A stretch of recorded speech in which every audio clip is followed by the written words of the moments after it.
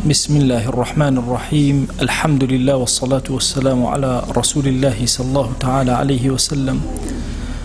ربنا أرنا الحق حقا وارزقنا اتباعه وأرنا الباطل باطلا وارزقنا اجتنابه. ربنا آتنا في الدنيا حسنة وفي الآخرة حسنة وقنا عذاب النار. برزان خوشوستانم لخزمة كتاب نيابي الداء والدواء زانای پایبرز امام ابن القیم رضا و رحمتی خوای لێبێ باسی گوناهەکانی بۆ کردین.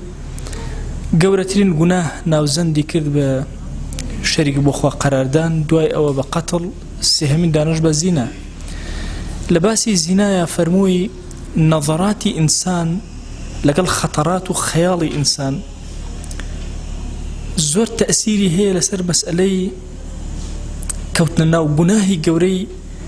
یان هەنگاوەکان اینجا کەوتن ناو گوناهی گەورەی زیناوە. دەرسی پێشوو باسی نەظەراتی ئینسانمان کرد کە چەند تەئسیر ئەکا لەسەر گوناه، کە چۆن ئینسان بەرەو خراپەکاری و بەرەو گوناهکاری ئەبا. ئەمڕۆ لە خزمەتانە بەگشتی باسی خەیاڵەکەین. ئێمە زۆر کات ئەوەمان وتووە، یعنی ئەڵێن خەیاڵی ئینسان گوناهبار نابێت کاتێک کە خەیاڵ ئەکات. ئایا بزانین کام خەیاڵە ئینسان تیا گوناهبارە بێ، کام خەیاڵە گوناهبار نابێ؟ ئایا کۆی خەیاڵەکان ئینسان تیا گوناهبار نابێ؟ یان خەیاڵ خۆی بۆ خۆی یەکێکە لە سەرچاوەکانی گوناه، یان هەنگاوێکە بەرەو خراپەکاری؟ ئەفەرمێ بەگشتی و ئەمە الخەتەرات، یەکێک لەو ڕێگایانەی کە شەیطان داخڵ ئەبێ بە حیاتی ئینسانی مسلمان و تووشی گوناهیەکە بریتێ لە خەیاڵات. فەشەئنوها ئەصعەب، ناڕەحەتترە گرفتی خەتەرات کە بە ئینسان و بە مێشکی ئینسانایە زۆر ناڕەحەتە. فإنها مبدأ الخير والشر، سەرەتا و دەستپێکی هەموو خەیر و شەڕێک لە خەیاڵی ئینسانەوە دەستپێک. چونکە ئەگەر ئینسان تەوەقعی هەر شتێکی نەکرد، خەیاڵی شتێکی نەکرد، ناتوانێت تووشی، یان با بڵێن ناتوانێت تەسەووری ئەو شتە بکە و تەسەووریشی نەکرد لە ڕووی زانستی لۆژیک و مەنتیقەوە قەت تووشی ئەو گوناهە نابێت. بەنمونە لە زانستی لۆژیکە، تەڵەن زانستی لۆژیک دوو بەشی سەرەکیە، بەشێکی بەس تعریفە، فێرتەکە کە چۆن تعریفکەی، بەشێک فێرتەکە چۆن دەلیل و بەڵگە بێنیتەوە. لە بەشی یەکەمە کە تەسەووراتە، بەشی تعریفکردنە، ئەگەر هەر یەکێک لە ئێمە وشەی سێوی نەبیستبێ، یەکەم جاری بێ لە ژیانیا وشەی سێو ببیستێ، تەسەووری هیچ شتێک ناکە، نازانێت سێو چی. بەڵام کاتێک کە کەسێک پێوە دوتی سێو میوەیەکە، تۆزێ لە خەیاڵ و لە مخەیەلەی ئەوە وێنایەک دروسە بێ، تەسەوورێک دروسە بێ، وێنەیەک دروسە بێ، جۆرێکە لە میوە. بەڵام لە مێشکی ئەمان نازانێ احتیمالە ئەم میوەیە هاوێنەی ترێ بێ، احتیمالە ئەم میوەیە هاوێنەی شووتی بێ، نازانێ. دواتر کە نزیکتری ئەخیتەوەڵێ میوەیەکە وەکو پرتەقاڵ، تەسەوورەکە عینەن توێکڵێکی هەبێ بەدەست لای دێت و بیخۆی. کاتێک کە سێو ئەبینێ شتێک نزیک بۆتەوە لە زیهنی ئینسان. ئەگەر تەسەووری شتێکی نەکرد، لە خەیاڵیان نەبوو، بە هیچ شێوازێ لە واقعە تووشی نابێ. مامۆستایەکە بوو، مامۆستا مەلا عەبدوڵڵای حافظ لە مزگەوتی گەورە، مامۆستای بۆی گەڕا. مامۆستا مەلا عەبدوڵڵای حافظ زۆر کەس دەرسی لە خزمەتیا خوێندووە، زۆر کەس ئیسفادەیان لێ کردووە. ئەو ڕۆژێ مامۆستا مەلا عەبدوڵڵای ئەو مناڵ بووم، ئەو چاوی نوخاوتی پێیوتم، وتی ئەوە سوور چۆنە؟ ئەڵێ منیش مناڵ بووم، ئەڵێ بیرم کردو وەڵا سوور وەڵا قوربان وەکو شووتی وایە. وتی یعنی شیرینە؟ نەوەڵا شیرین نییە، چکە تەسەووری ئەو نەمەزانێت چی بڵێم. ئەوی تۆزێکتری پێشوو مامۆستا مەلا وتی ئەی چۆنە سوور چۆنە؟ ئەڵێ مژتم وەڵا وەکو خوێنە. وتی یعنی شلە سوێرە گەرمە؟ تو نەوەڵا هیچ یادیە. ئەو هەرچیم کرد و کۆشانم توای سووری تێبگەنم، بۆ چونکە لە خەیاڵی ئەوە سوور وجودی نییە. ناتوانم ئەم کەسە نابینایە کە دڵی بینایە، ناتوانم من وێنای سووری پیشان بدەم. بۆیە ئینسانی مسلمان کە ئەگەر بەهاتایە خوا نعمەتەکانی لەسەر زەویە دروست نەکردایە، باسی بەهەشتی وە بکردایە، هیچ تەسەوورێکی نەکردایە، نەئەتوانی داوای بەهەشت بکە، چونکە هیچ تەسەوورێکی ناکە. گوناهیش ئەو هەیە، هەتاوەکو تەسەووری نەکەی لە واقعە بە هیچ شێوازێک ناتوانی. بەنمونە مەسەن پێت بڵێن شاری بەغدا، ئەگەر پێت بڵن بەغدا زۆر خۆشە تۆ ئەڵێ وەڵڵاهی لەوە ئەچێ وەکو پرتەقاڵ ناوڵاوکو هەناری هەڵاوجەوە وایەتە زەینێت تۆ چوزانی بەغداچی کە پێت ئەڵێن وەڵای ئیتر کە ئەچی بەناو ڕێگاکانە ئەڵێ بۆ قورئانە احتیمالە وەکو ئەو سەحرا بیابانەی لای با بڵێن نەجەف و کەربەلاوی لای ڕوومادیە کە پێت ئەڵێن وەڵا بیناکان ئەڵێ ناوەڵا شارە لە زیهنی توێ ئەوە دروستە بێت کەوا بوو خەیاڵ ئێمە زۆر گرنگە یعنی لە کەسایەتی ئینسان بە خەیاڵ ئەناسرێتەوە هەر یەکێک لە ئێمە ئەبێت تەسەوراتەکانی ناو خەیاڵی خۆی ڕێک کرد بێتەوە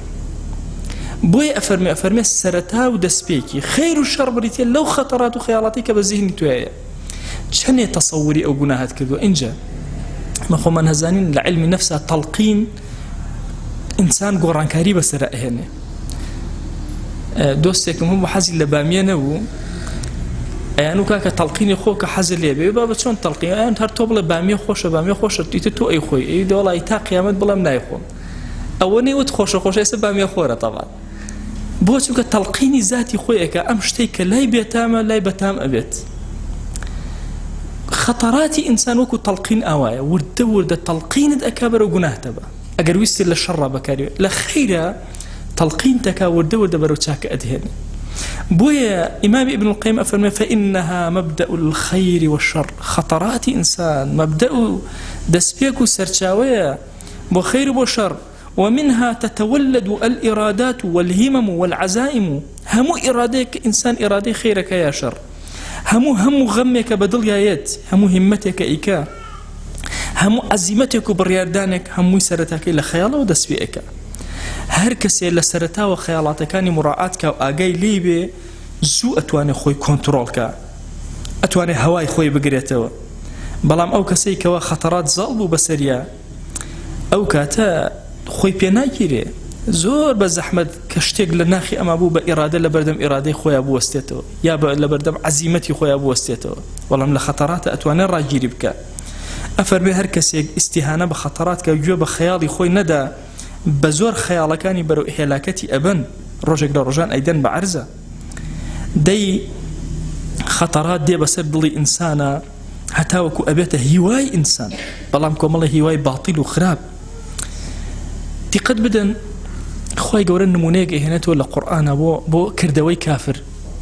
طبعا الإنسان كافر كردوا أكا وهم يحسبون أنهم يحسنون صنعا ونزن خراب أكا وأزن إيشي كيزر باشا أفرمي والذين كفروا أعمالهم كسراب بقيعة أعمالي كسي كافر وكو تشيوايا بالضبط وكو أوا بين بيرشاي خطوة للصحراء دورة تونيتا خريك أخركي للصحراء كاتك كوا خور أدا لو لما ويناكي وايا بيرشاو شابول أدا كأنما أوشونا أوا تورأكي برو أوا أتيبسيو أوا بخويتو الريبر أوكا يحسبه الظمآن ماء وتصورك وأو بيوتيرتك رأك برو بيري نزاني هجنية حتى وكو أجيت سري لم يجده شيئا هجنية بلام خطر لمايا هل لير الرأك يتكو الصحراء والطوانادي طبعا لدوشينا لناو آوا لقل لناو صحراء تخور أبيني للمو يتدرو وتتنولم للدرياش أو هاي لا أو أي بيني أجتو ناو أو حجنا بينيتو دي إنسان رأك أو الصحراء لو رأك أبو أو بيني لو لا ترأبين رأك أو بيني يتو لم يجده شيئا حتى دزناك ووجد الله عنده كاتب خوي أزانه لبردم خوي الراجرة ومردوه فوفاه حسابه هم حساباتي وردي لك الله كإن جاتي أجا حتى به جنبوه أو كردوانش حتى كردويتي باش يجبون هيك يعني اللي قبول نكراوه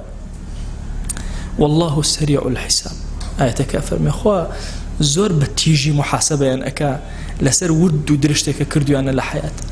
خو كافر نازاني لنا أم داو خرابايا تاكاتك أزاني تيئك ديت شون أم سرابي كتو إبيني خيالي خوي بيوايا تشاك إيشك الواقعة تشاك نية تصور كان كسيواها مثلا مانجايك أبرست لمخيلي خويا باشترين شتيك أكات باشترين إيشي أكا يحسبه الظمآن ماء وأتصورك أيتر أما رأك بدوايا أروى كاتي أزان عمري طواب وهيتشي نكر كاتك أمر سيرك أشتكي برست ولا خوي كم تر ولا إنسان كم تربوا جاء طبعا عقل إنسان سيبشة عقلي متكامل دائما سيري سروي خويك خوانا بنات وانا برستي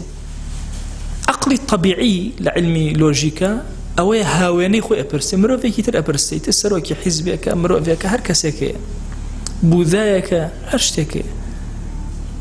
عقلي لدنيك لإنسانية خواروا أشيل لأخوار إنسانو أبرستي دارك بردك آجالك الإنسان كم ترى خوي أزان الإنسان كم ترى بلا مثل يتخواروا بلكي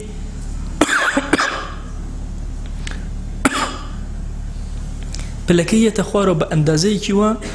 يأوشت أبرست دي تصورك كسي كافر لخطراتي خويا لخيالاتي خويا إشي باشك كابراي مانجا برز لخيالاتي خويا إشي باشك بلام آية أو خياله هيج نفعي بمكسا أدا هيج نفعي بمكسا نادا أفرمي وأخس الناس همة وأوضعهم نفسا من رضي من الحقائق بالأدوى نزم ترينيا لروي نفسه أويك من رضي من الحقائق بالأمان الكاذبة أو كسيك الراضي أبي لبري حقيقة كان كومن أمنيت هيوا ودا خوازي باشا تنهاكم الله هيوا ودا خوازي درو دا أني بو خوي بيواي إتر هيچي نهشتو واستجلبها لنفسه وتجلى بها إن جاء وانا رائك الشو خوي بي أرازين توا إتلا بردمي أوستي وهي لعمر الله رؤوس أموال المفلسين هركسي مفلس به لنا خيالات أجي كوم الله خيالات بو خوي دروسكات أجي وأزاني هيچي نهشتو ومتاجر البطالين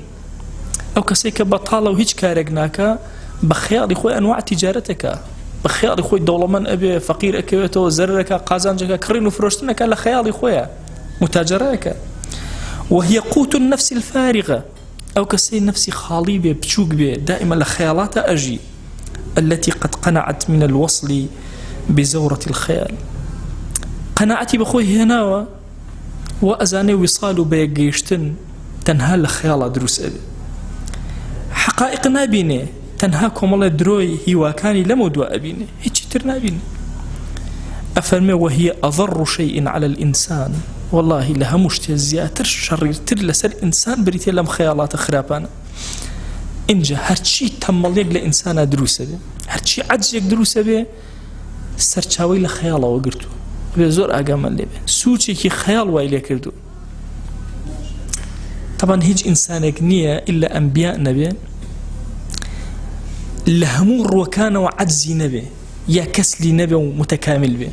هر كسمان مثلا لشتيكا بون منكسيك أبيني سيركي لموعدها زوزو زيرك زور أزاو قرجوكو لموعدي خويا بلام سيركي لخوهستانا زور تمالا أفرتك أبيني لقسقدانا وباكو تميزا زور قرجوكو كشي لتشجلنا زور تمالا كسي كتير أبيني لبجوا قرتني دايكو باوكا زوزو جوا قريكي سيرة كشي لكارو كسابت يتمالا كسي كبين لكارو كسابتها زور زيرك كشي لنيوجي جماعتها تمال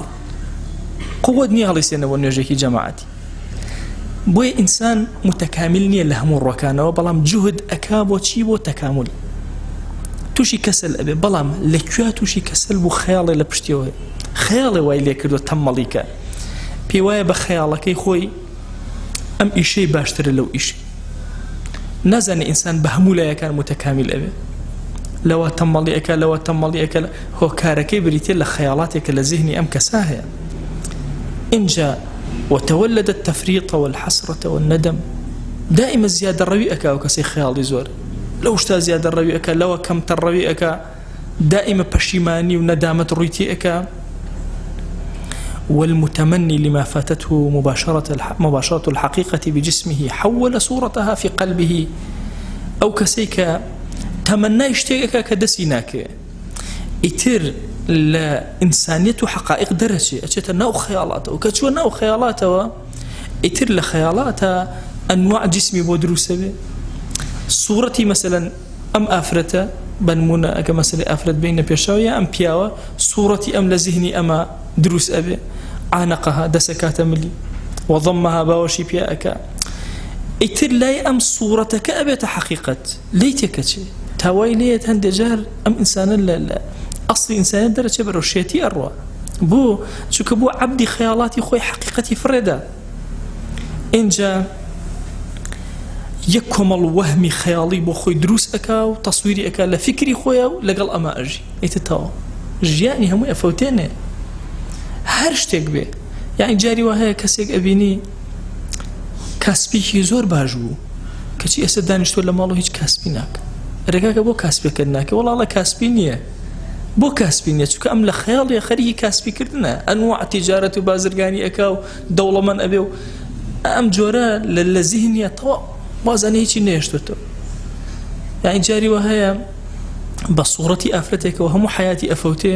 حەجیشی دەست نەکەوتووە بۆی ئەفەرمێ وذلك لا يجدي عليه شيئا حج ئیسفادەیە لەمە ناکە والله چەند خەیاڵەکە ئیسفادە ناکە بالضبط وەکو چی وایە ئیمام نمونەیەکمان بۆ هێنێتەوە ئەفەرمێ ئەگەر کەسێک زۆر برسی بێ بە خەیاڵی خۆی سفرەیەک بڕازێنێتەوە وەڵی با ماستاوی لەسەر بێ نانە ماستاو باشە والله حەزم بە ڕووبی هەناریشەیە باشە ڕووبە هەناریشی با لەسەر بێ قەی ناکە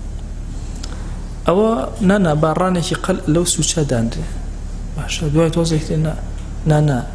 سنگی مریشک بە ئەلەیە بێ باشە تۆ تەسەوەر کە خۆی زۆر برسێتی هەرچیە بە خەیاڵێ دایانێ لەسەر سفرەکەی نانا بەخوا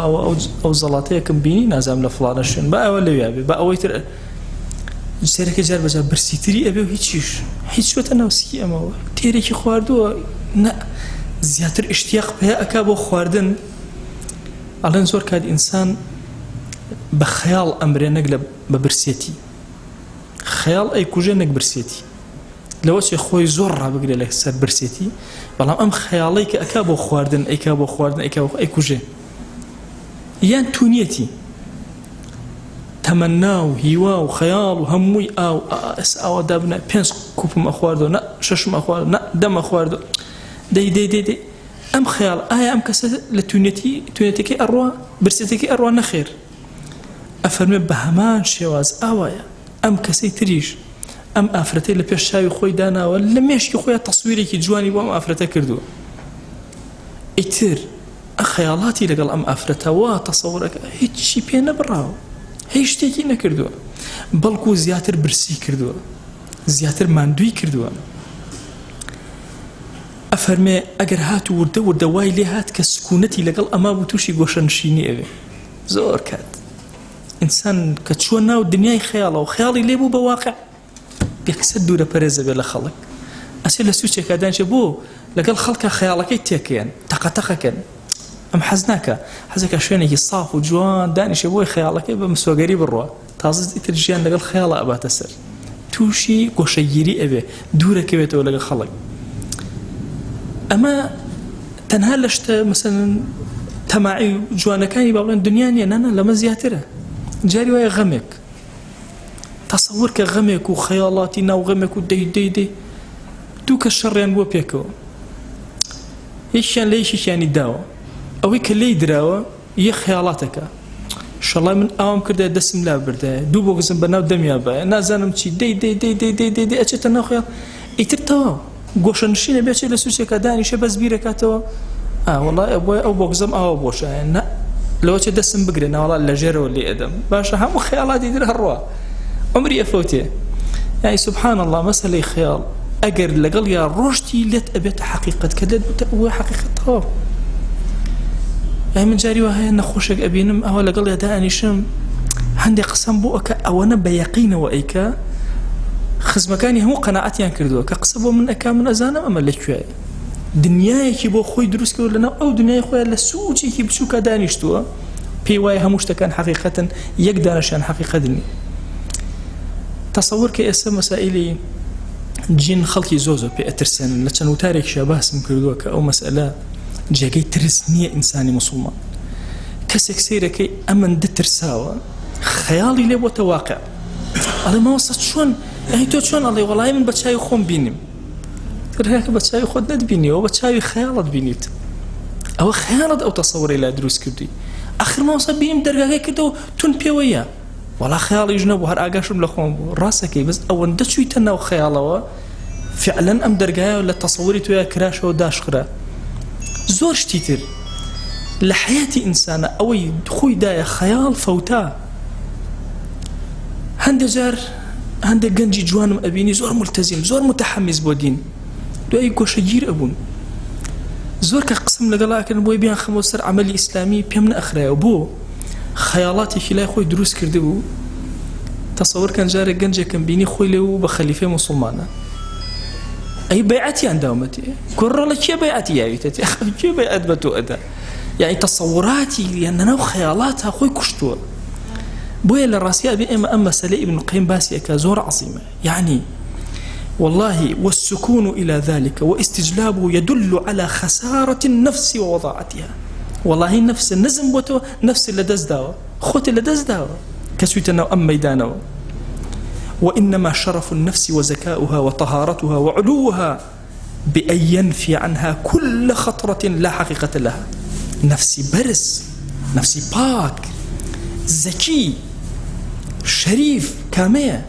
ئەوەیە نەهێڵە یەک خەتەیڕاتی باطل و یەک خەیاڵی باطل بە دڵیا بێ کاک ئەحمەدی موفتیزادە قسەیەکی زۆر جوانی هەیە ئەفەرمێ پەیامی خوا لەسەر دەستی کەسانە گیێتەوە کە گوناه لە مەسەلەی ئەموالە بە تایبەتی خەتەرە نەکا بە دڵیانە دزی خەتەرە نەکا بە دڵیانە خەتەرە ناکە کەسێک بێنە مەسەلەن دزی نەکردووە قەت دزی خەتەرە ناکە بە مێشکە قەت ڕۆژێ خەیاڵێ نایە ئەو تۆزە پارەم بدزیە مەسەلەن ئەخر نییە لە خەسڵەتی ئەمان نییە کەسێک بێنە مەسەلەن نەفسیەتی زۆر بەرزە ئێستا کێ هەیە لە ئێمە خەیاڵی ئەمە بێ بە مێشکە وەڵڵاهی شۆفڵێکم بێ بۆ ماڵی و دراوسیانەوە بڕوخانەیە قەت خەیاڵی وان نایە بە مێشکمانە بۆ چووکە لە فەلسەفەی ئێمان نییە باشە ئەو خەیاڵە بۆگەنەی کە دێت ئەو بەتاڵی کە دێ دیارە شتێکی لە تۆیان چاندووە گوناهێک هەیە لە تۆیان سەبەکەی ئەمێ بۆیە کەسی موسڵمان بێ زۆر ئاگەی لە خەتەڕاتی بێ بەرزی نەفسی ئینسانی موسڵمان ئەوەیە یەک خەتەڕێک حەقیقەتی نەبێ لای ئەم نییە ولا يرضى أن يخطرها ببالي رازي نابي أو اشتبه مشكي أبي رازي نابي طبعا جارك نفرك هاتبه ور جاربان نكتوشتان بو إجرمو أيونا خير چون حوري هي بو بياو أبي بو جنيشب كورا كاكا نية بقربة هنا خير هربي هر چون أبي أي ما وصا أو ما في نية وتم كاكا إساتو أي تو ناڵێ لە بەهەشتا هەموو شتێکێت بەرە وەڵا تی داواژنێ وتی 50 حۆری مەوێ تی بەخوامە بە من تێناگە بە بڕق عەدیلەی عەقڵی وە بێن وەفایی نییە وتم دەی باشە کە وتی ناوەڵا تم بۆ چووکە لە خەیاڵی تۆیە ئەمە نییە کاکە فیتڕەتی تۆ بە حەیاتی داوای بەردی نەکردوتە لەوێ داواکە وتی جاوا داوام کرد تۆ قەسەم بەخوام بە بەردیش تێناگە با بڕۆمە ئەولاتر وتم دە باشە کە تۆ چوویتە ناو بەهەشتەوە بڵێ خوای گیان حەزەکەم دوو لە ڕێەوە پیسایی بخۆم ئێڵەی ماسەعیب ناکەی بەم واڵێ خۆی زۆر تووڕە کرد وتم ئەها لێرەش تەسەووری ناکەی لە کاتی ئەم کەلیمە منیشە تەسەووری ناکەی ئەتوانی بڵێ قەینا با داوایکەم قەینا وەکو بەردەکە ناتوانی کەوابوو بەهەشت شتێکی تایە کە هی فیتڕەت بێ شتێکی تیانێ کە لە عەقڵی ئینسان و خەیاڵی ئینسان نەبێ چونکە خەیاڵی ئەمەشی نەکردبوو پێی قبوڵ ناکرد تەسەوورکەن ئێمەش هەر هەمومان ئەگەر هاتوو خەیاڵمان نەکرد خۆمان پارە ئاست ڕازی نەبوون خاتیرەیەکی خراپێ بە دڵمانە بەخوا پارێزراوە بین لە گوناه ئەوە خاتیرەی ئەوەی لێکردن تووشی گوناهمانەکە جاری وا هەیە شەڕە بووە لەگەڵ کەسێکە باشە یعنی خواتە مەجلیسێکە دەستکەوێ غەیبەتیکەی بۆ چونکە خاتیرەی تۆی داگیر کردووە مێشکی تۆی داگیر خەوە نییە حتا بەیانی چاری یەکەم باشە دانی بۆجی ڕێگەی تا بەیانی باشە بۆ چونکە لە خەتە دەبەیانی لە هەموو مەجلیسێکە تۆ تووشی غەیبەتە بی حسد ئەگەر لە فەلسەفەی فکری تۆیان نەبێ و گوناهێک نەبێ لە تۆ چۆن حەسادە دەبێ بە خەڵکی خاوەی دڵێکی پاکە بی بۆی ئەم بەشە لەم کتێبە زۆر پێم گرنگە بەڕاستی بەشی خەیاڵ و ئیشکردن لەسەر خەیاڵی ئینسان زۆر مهمە ڕەحمەتی خوا لە حەسەن البەنا بێت لما قاليك يا فرمي هو جنجة كان خو ببينن خوي جورة ببينن خوي جورة خلقي بيشو ايوه دروس كرت خوي جورة ببينن بعدوا ايوه دروس كان يعني اما ابي بزاني نشيب كين لخطورات وخيالات خوما لين نقرين دي انسان هرچی خاطرات بذهني توی لچوارش تجاوزناك هندێکی مخاطرة شتی چاکەی دنیا و بۆ کۆ ئەکاتەوە جاربەر بە تەلەبەی کولیە ئەڵێم ئەرێکاکە ئێوە بۆچی هاتون بۆ کولیە خەڵ هایتی ماسە هاتون کولیە تاواکەن ئاقەینا بۆچی تاوایەکەن ئەڵێ ماسە بۆی دامەزێن دەی بۆچی دابمەزێن هەمووی شەرمەکە ناڵێ ئەڵێم دەبا خۆم بۆتان تاواکەم وەڵاهی بۆی دابمەزرێم و بۆی خانوویەکم هەبێ و بۆ ئەوی سیارەیەکم هەبێ و بۆی شوو بکەم یا ژن بێنم لەو تەجاوز ناکە کەوابوو هەدەف لە خوێندنە دنیایەکی فانی بچووکە بەشێکە کە هەموو ئاژەڵەکەیەتی چووکە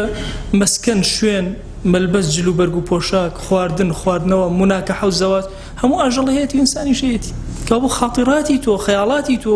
لەم سوچە بچووکەیە نا وەرە سەیری ئەوە بکە ئەگەر کەسێک خاطراتەکانی لە دنیایە مەنافعی دنیا بیرەکاتەوە خاطراتەکەی خەیاڵەکەی خانوویە بکڕم ئەلەم شوێنە گرانە بێ ئیتر مێشکی مەشغوڵە بەم خانەوە بۆ چووکە جەلبی منفعەتێکی دنیایی بۆ ئەکە یان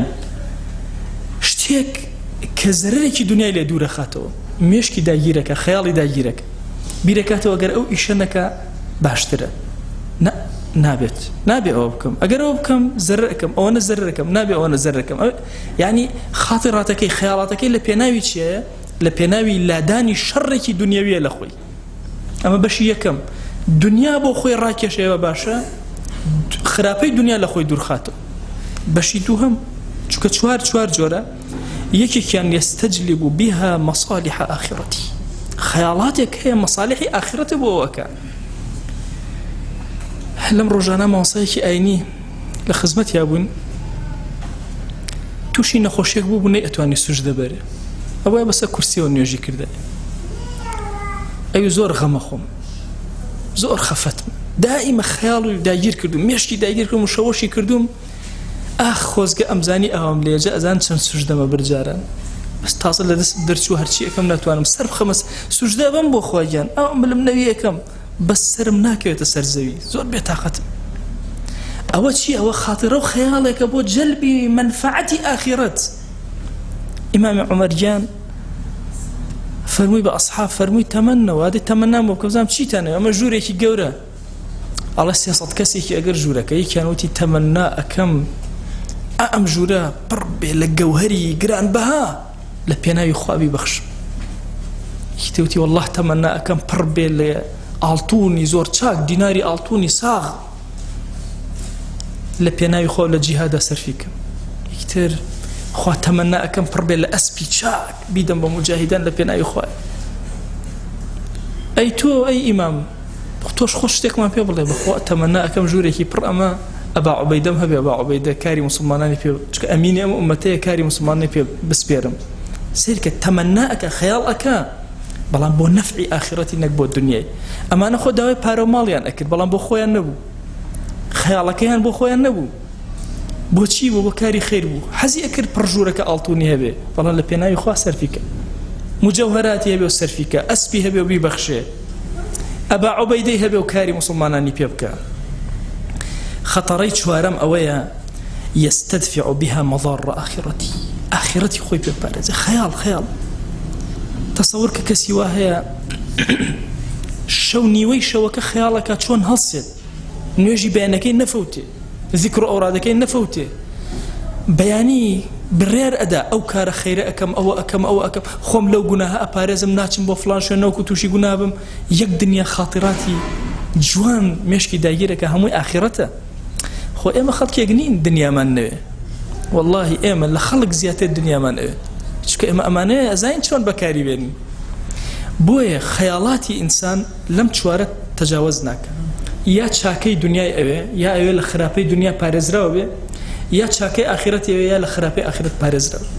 هەموو خەیاڵاتی ئینسان کۆکەرەوە لە هەر باسێکە لەژێر ئەم چوارە جێگەیە بێتەوە دەی ئەفەرمێ ئینسانی ئیماندار ئەبێ خەتەڕاتەکانی کۆکاتەوە لەناو ئەم چوارەیە. ئەفەرمێ ئەگەر هاتوو هەر هەمویانی پێکەوە کۆ کردەوە ئیتر ئەوە هیچ مەجالێکی نەهێشتوتەوە، مەجال نەهێڵێتەوە بە هیچ شێوازێ خەیاڵاتی تری باتیل بێتە ناوی. دەی ئەگەر هاتوو هەر هەموو خاتراتەکان زۆریان بۆ هێنا دائیمە لە مهمترینیانەوە دەست پێ بکە کامیان خەریکە ئەفەوتێت، چونکە ئێمە هەمومان خەیاڵ سەرەتای بڕیاردانی ئێمەیە، بۆیە بزانە خەیاڵەکەت بەرەو کوێ ئەڕوا چۆن ئەڕوا. دەی بزانە کام شتە لە خەریکە لە دەستت دەرئەچێ و زۆر گرنگە ئەوەیان. دووسێ هەمەم هەیە. یەکەمیان چۆن بانگەوازی فڵان کەسکەم، دووهەمیان چۆن نوێژی بەیانی لە کاتی خۆیان جێبەجێکەم، سێهەمیان چۆن هەنێک کاسپیکەم پارە کۆکەمەوە ماڵەکان هەژارم بیان دەمێ. هەموو خاتەراتی باشن. باشە چوارەم پێنجەم دەیەم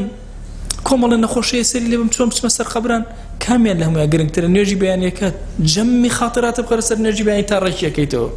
خەیاڵاتە هەموو با نوێژی بەیانی بێ. کەسی وا هەیە سەفەری هەیە سەفەر جاری وایە بۆ هەولێرە ڕوا پاسەکەش ئەڵێ وەڵا پێش نوێژی بەیانیم 5-6 جار شەو هەڵەسێتەوە بۆ چونکە خاتراتەکەت لێ ناگەڕێت دەک هەڵیەسێنێ هەمێتی غەمێتی 8-9 جار خەبەری ئەبێتەوە هێشتا ماوعیدەکە ماوێتی دوای لە ڕێیا خەویە چونکە نەخەوتەوە ئیسراحەتی نەکردووە هەر مێشکی مشەوەش بوو لە لای خاترات و خەیاڵەکەی خۆ ئیشی هەبوو ئاخر ئیش والله دینداریش ئەوە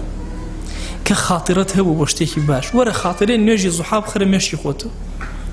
هەر لە بەیانی هەڵسای خەمی نوێژی بەیانیتە کە ئیکە دڵی ئیسراحەت چکە بۆ مێشکی ئیسراحەتەکە ئەوەسێ حتا نەیکەی ناوەسێ عازتەیەتێ کورە نەوکرد کورە هافریاکەوە بە قورئانە هەر لە دەست دەرچوو دەی بۆ چووکە مە خاترەی باشە هەنگاوەنی هەر یەکێک لە ئێمە ئێستا کێمان هەیە کە نوێژەکەیەکا دڵی ئیسراحەتەکە بۆ چووکە خاترەیەک بۆ ئەزانێ کۆڵێکی گەورە بەسەر کۆڵێک چووکە مێشکی مشەوەش کردووە ئەبێ نوێژەکەی بکات لە کاتی خۆیە دەبەخوا بۆ جەماعەتیش ئەو هەیە ئەو کەسەی ئولفەت بە جەماعەتەوە ئەگرێ ئەم نوێژە تەواوەکە بیری لای نوێژەکەی ترە چۆن جەماعەتکە بۆیە دووەمەکە ئیسراحەتێکەکە سێهەم ئەوە چوارەم ئەوە بەس ئەگەر خاتراتی دینیت نەبوو خاتراتی شتی ترت هەبوو نوێژی جەماعەتەکە ئەفەوتێ والله ئەوەرکا کە نوێژەکەت بۆ فەوتە والله ئاخر ئیشم هەبوو ئاخر ئیشەکەت چی بوو خۆ تۆ نزیک بوو ئەوتوانی بەخوا زۆر زەڕوور بووم زەڕورەکە چی بوو چی ئاخر چی بوو والله ئاخر نەخۆشێکە بوو ئەوە سرم لێ بدە تەخیرە بووم نەخۆشەکە ئەخەوت باشە ئەهەمیەتی جەماعەتەکە چووکە لای ئەهەم نییە و گرنگترین نییە بۆیە ئەبێت تۆ پێوەلێنی خەیاڵی خۆتت کرد بێ بزانی کامەیان یەکەم جار ئەەکەی کامە دووەم ئەەکەی کامە سێهەم ئەەکەی دەیکەوا بوو ئاگات لێ بێ خەیاڵەکان ئەبنە دوو بەشەوە شتێ زۆر گرنگە نەهێڵی بفەوتێ شتێک زۆر گرنگ نییە بەڵام ئەفەوتێ شتێک گرنگە نافەوتێ شتێ زۆر گرنگ نییە بەڵام ئەفەوتێ دەی هەردووکیان نازانم کامیان بخەمە پێشەوە ئەلێرە تەڕەدد بۆ ئینسان دروسە بێ حیڕەی بۆ دروسە بێ نازانە کام بکە مهمەکە ئەخاتە پێشەوە ئاخر ئەوی تری دەست دەرەچ غێرە مهمەکە ئەخات نە مهمەکە ئەزانێت تەخیرە بێ هەمیشە ئەگەر دوو شتێ بۆ پیا بوو توانیت کۆیان کەیتەوە هەردووکیان بیان کە ئەگەر نەتوانی بزانە گرنگترینیان کامە بیکە چونکە ئینسان تووشی متەڕەدیدیە بێ دەی ئەلێرە ئیتر فقه و عەقڵ و معریفەتی ئینسان ئیشەکە سیر ئەکە هەڵسەنگاندن ئەکە فقهی موازەنات لە خەیاڵە زۆر مهمە بزانین کامە ئەخێنە پێشەوە کامە ئەخێنە دووەوە ئەنواع قاعدەمان هەیە لە فقهی ئیسلامیە بۆ ئەوەی بزانین چی بخێنە پێش چی کام شت گرنگترە لە کام شت بۆ نمونە واجبم هەیە سنەتم هەیە ئەمە لایەک شتی پەنهانم هەیە ئاشکرام هەیە سێرەکەم خێرێک هەیە سەدەقەیەک هەیە بە پەنهان بیکەم سەدەقەیەک شەیە بە ئاشکرا بیکەم هەڵسەنگاندنەکەم نازانم کامیان بکەم بە پەنهانەکە ئەگەر کرا هەردووکی کەیت جەمعەکەی بکە بەڵام ناس فریا ناکەوم ئەگەر پەنهانەکە کەم ئەوم لە دەست دەرەچێ ناسەیرەکەم بۆ خۆم جارێ بۆ خەڵک کامیان باشترە بۆ خۆم سێرەکەم نهێنیەکە زۆر باشترە بەڵام بۆ خەڵک ئاشکراکە باشترە چونکە ئەگەر بیبەخشم هەزارانی تر ئەبەخشن ئەزانن بۆی ئەسم ئەویان ئەبەخشم ئاشکراکە ئەەکەم کەمێ زەرەی لە خۆمدا تۆزێک لەوە چی حەزم کرد خۆم دەرخم ئەو تۆزە هیچ نییە نەفعەکەی مادام گەورەترە بچێ ئەو بخەرە پێشەوە هەموو خەیاڵی ئینسان هەڵ ئەسەنگێنێ ئەم بابەتە زۆری ماوە ئەنواع جۆری خەتەرات هەیە ئەو پێشمان بە باسکردنێتی زینا ئەگەر خەتەراتی لەگەڵا نەبێ قەت ئینسان تووشی زینانە ئەوە خەتەراتە سەرەتا وێنەیەکی جوانی بۆ کێشاوی کە تۆ ئەکەویتە ناو زیناوە زینا جەماڵێکی زۆر گەورەی زینا لە پێش چاوی تۆ دروست بووە کە تۆ تێبکەوی بۆیە ئینسانی مسلمان ئەبێ زۆر ئاگای لە خەتەرات و خەیاڵی بێ بەتایبەتی لەم زەمەنی شەهەواتە فو ئەکرێ بە مەسەلەی شەهوەتە شەهوەت گەورەتر ئەکرێت لە قەبارەی خۆی و حەجمی خۆی ئەگەنا ئینسان هەر شەهوەت نییە یەکێک لە ئیشەکان لە ئینسانە بریتە لە شەهوەت کە عوقەلا ئەڵێن فەیلسوفەکان ئەڵێن ئەگەر خوای گەورە چێژی لەناو شەهوەتا دا نەنایە وەچەی ئینسانیەت ئەبڕایەوە چکە زۆر کەس هەبوو هەر قێزی نەهات مەسەلەی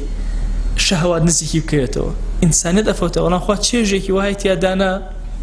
کە ئینسانیەت مەجبوری بێ مەهما کان پلێ عالی بێ مەجبوری ئەوە بێ کە ئەو چێژەی تێر بکە بۆیە لەم زەمەنە لە باسی خەتەراتی زینا فەحش فەسادە ئەبێ زۆر ئاگاد لێ بێ ئەگەر خەتەراتی نەزەرت کرد تووشی نەزەرە بی خەیاڵی ماچێکت کرد تووشە بی خەیاڵی زینات کرد تووشە بی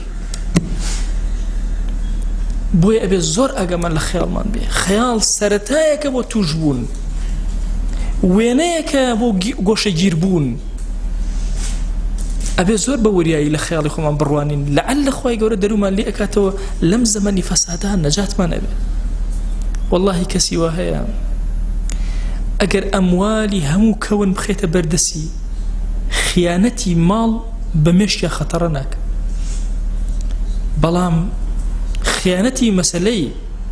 ئەو دوو جینسە لەگەڵ یەکترە زۆر بە سەریعی خەتەرەکە بە زیهنیا و ئاڵۆز ئەبێ زیهنی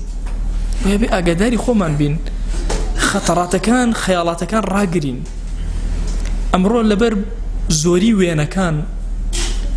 وای کردووە خەتەراتی ئینسان لە مەسائلی جینسە وەکو ئینسانێکی طەبیعی نەچێ بەڕێوە یعنی زیادە لە حەدی خۆی وێنەکانی بینیوە وای لێ هاتووە هەندێک تەسەورات لە ذهنیا دروست بووە ئەم تەسەوراتانە ئەبێتە واقع و عەمەل ئای تۆ تەسەور کە جاری وە هەیە پیاوێک ژنەکەی خۆی لە پێش چاوەکەوێ یان ئافرەتێک پیاوەکەی خۆی لە پێش چاوەکەوێ بوو سەیری فلیمێکی کردووە ئەم فلیمە بیری لای ئەوە نییە ئەم زیهنی ئەم هەموو مکیاج و ئەم هەموو تەسویر و ئەم هەموو کامێرە و لە هەزاران لەقطەیەک دەرچووە فلیمێکمان دەرەکە لەسەر ماساڵکەری مدەڕێز 47 ساعات قسەم کرد 47 دقیقە هینەکە دەرچوو 27 دقیقە دەرچوو ئەوەی تر هەمووی فەوتە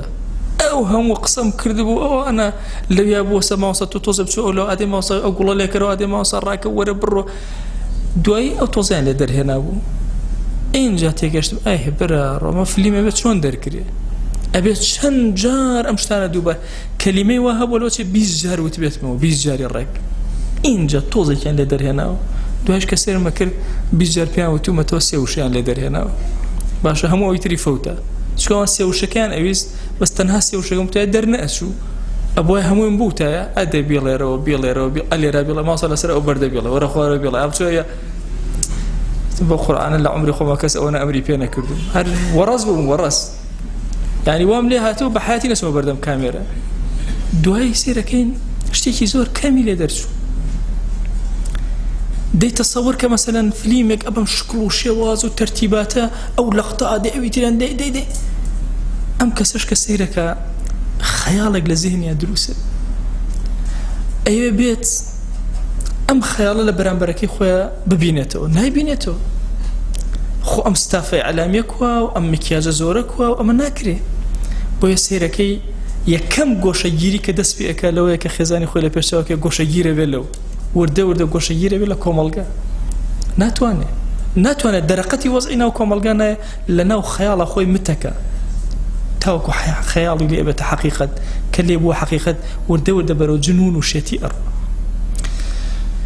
داوام لە ذاتی پاکی پەروەردگار لێ ئەپاڕێمەوە لێ ئەلاڵێمەوە دەستی زەلیلی بۆ ئەو بەرزەکەینەوە هەمومان دڵمان ڕوئەکەینە ئەو زمان و هاوارمان بۆ لای ئەو ئەڕوا و لێ ئەلاڵێنەوە ئەڵێن خودایە بە گەورەی خۆت لەسەر جەم گوناهەکانمان ببوورە گوناهێ بە ئاشکرا کردومانە عەفومان کە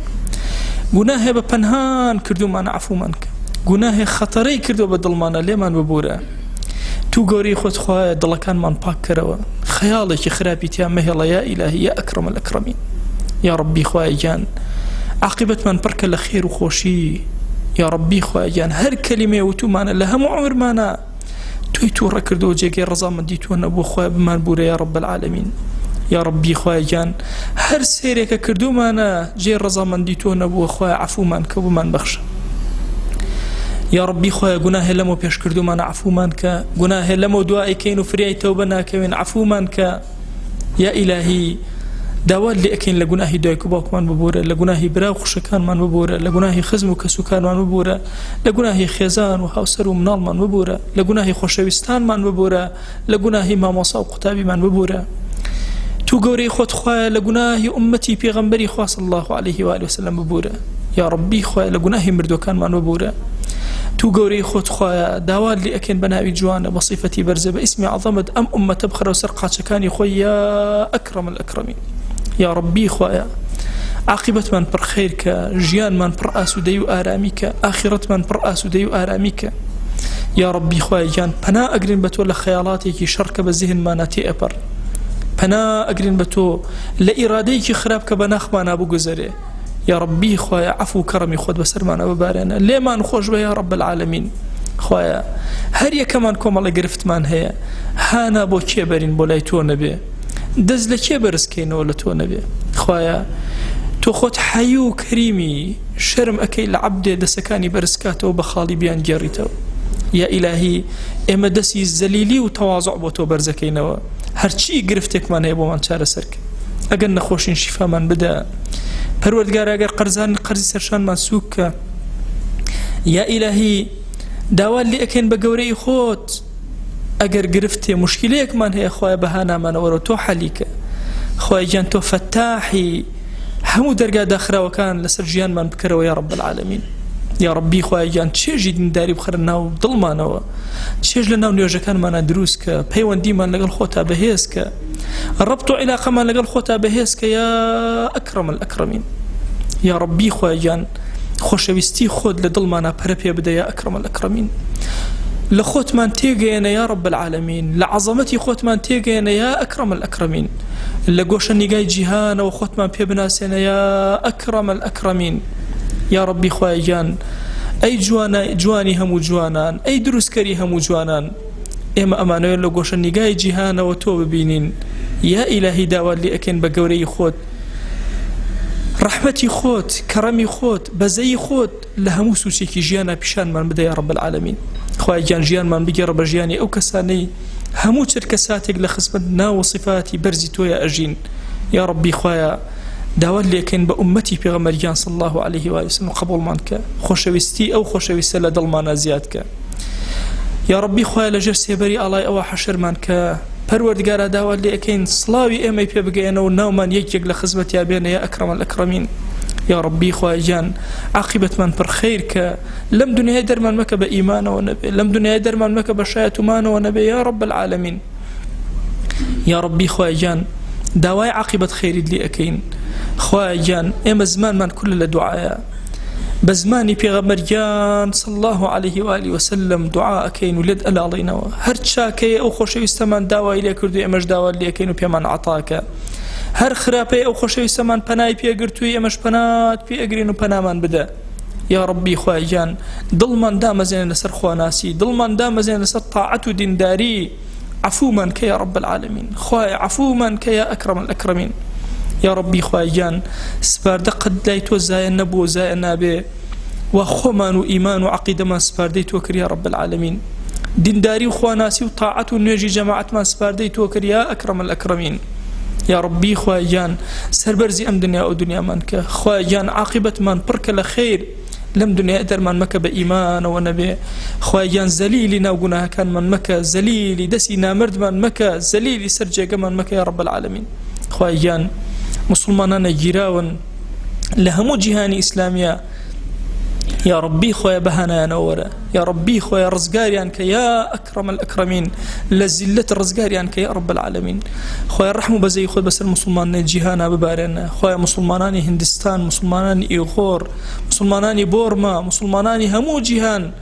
هاواريان لها الصاوة يا أكرم الأكرمين أمة خواني اللي أرجع عارقي اللي أرجع فرميسكي اللي أباري يا إلهي ببزي خود لقل مانا بجولي رو بكردوي خو من لقلامك هداية من زيادك نصرت من بيبدا سر من خا بس الدجن كان مانا ظالمانك يا أكرم الأكرمين